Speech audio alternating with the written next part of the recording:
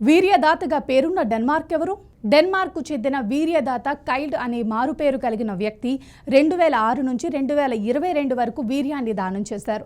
అతడి వీర్యాన్ని European sperm bank సేకరించి దాన్ని 14 దేశాల్లో ఉన్న 67 క్లినిక్లకు అమ్మేసింది.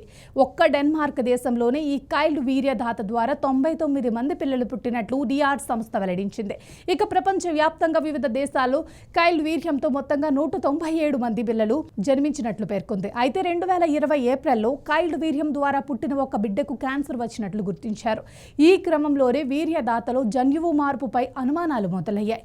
యూరోపియన్ స్పెర్మ్ బ్యాంక్ మొదట ఆ వీర్యాన్ని పరీక్షించినప్పటికీ అందులో అరుదైన TP53 జన్యువు మార్పును గుర్తించలేకపోయింది. కానీ 3 ఏళ్ల తర్వాత 2023లో మరో బిడ్డలో కూడా క్యాన్సర్ కణాలు అభివృద్ధి చెందుతున్నట్లు తెలియటంతో మళ్ళీ యూరోపియన్ స్పెర్మ్ బ్యాంక్ రంగంలోకి దిగింది. ఆ వీర్యంలో అనేక నమూనాలను పరీక్షించి ఆ వీర్యదాతలో ఆ జన్యువు ఉన్నట్లు చివరికి నిర్ధారించింది. అయితే వీర్యదాత ఆరోగ్యంగా ఉన్నప్పటికీ అతని వీర్యాన్ని సేకరించడాన్ని 2023లో నిలిపివేశారు.